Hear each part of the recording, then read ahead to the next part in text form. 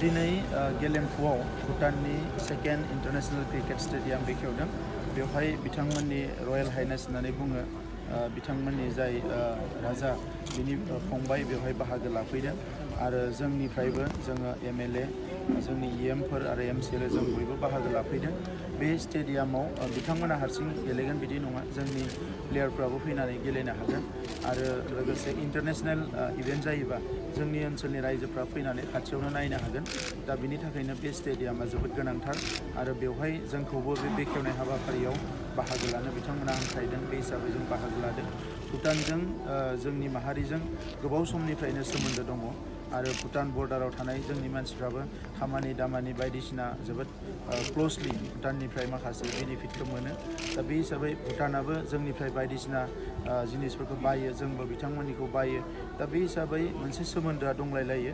दा बेनिखायनो मानसिजों मानसिनि सोमोन्दो, बिनि उनाव सांस्कृतिक भाबे बे सोमोन्दो, बिनि उनाव फैनानै आरोबाव दा स्पर्ट्सनि माखासे सोमोन्दो, बेजों जोंनि मोननै हादोरनि जि सोमोन्दो बेयो गोख्रों जागोन आरो फैबाय थानाय समाव जोङो जौगानायाव इच्छादार जों हेल्प होलायनो हागोन। भुटाনৰ सेकेन्ड ইণ্টাৰনেশ্যনেল ক্ৰিকেট ষ্টেডিয়াম ইয়াত অপেনিং কৰিছে আৰু তাত তেখেতসকলৰ ৰয়েল হাইনেছ ইয়াত উপস্থিত আছে আৰু আমি নাইবাৰ হিচাপে আমাকো ইনভাইট কৰিছে আৰু এই ইণ্টাৰনেশ্যনেল ক্ৰিকেট ষ্টেডিয়ামটো ভুটানৰ লগতে আমাকো ইয়াত বিভিন্ন ইণ্টাৰনেশ্যনেল ইভেণ্টছবিলাক চাবলৈ এটা ভাল সুযোগ দিব। তো সেইকাৰণে আজি আমি সকলো আহি ইয়াত আমাৰ লোকেল এমএলএ জয়ন্ত বসুমতাৰী ডাঙৰীয়া, আমাৰ টুৰিষ্ট ইএম ধৰ্মনাৰায়ণ ডাঙৰীয়া, আমাৰ স্পৰ্টছ ইএম দাওবাই চাবৰো ডাঙৰীয়া আৰু এমচিএলএ আমাৰ মাধৱ চেত্ৰী ডাঙৰীয়া সকলো আহি উপস্থিত হৈছে। ভুটান আৰু ইণ্ডিয়াৰ মাজত যিটো ফ্ৰেণ্ডশ্বিপ এণ্ড ৰিলেশ্যনশ্বিপ এইটো বহুত ভাল হৈছে আৰু অনাগত দিনত আৰু ভাল হ'ব বুলি মই আশা কৰিছোঁ।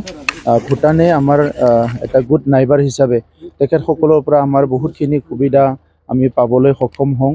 আমাৰ লোকেল মানুহবিলাকে ইয়াতে বিভিন্ন কাম কৰি উপাৰ্জন কৰি পেলাই তেখেতসকলৰ জীৱিকাটো ওলায়। ইয়াৰ বাহিৰেও বাকী তেখেতসকলৰ বিভিন্ন প্ৰডাক্টবিলাক আমাৰ অঞ্চললৈ যায়, আমাৰ প্ৰডাক্টবিলাক তেখেতৰ অঞ্চললৈ আহে। চ' আমাৰ কাৰণে ভুটান আমাৰ বৰ্ডাৰত থাকি পেলাই বহুতখিনি এডভান্টেজ আমি পাবলৈ সক্ষম হৈছোঁ। গতিকে তেখেতসকলৰ আজি এই ডাঙৰ এটা চেলিব্ৰেশ্যন, নতুন এটা ষ্টেডিয়াম অপেনিং কৰাত আমি অংশগ্ৰহণ কৰিবলৈ পাই খুব আনন্দিত হৈছোঁ আৰু ৰয়েল হাইনেছৰ লগতে তেখেতসকলৰ যিমানখিনি অফিচাৰ্ছ আছে সকলোকে মই ধন্যবাদ জনাইছোঁ।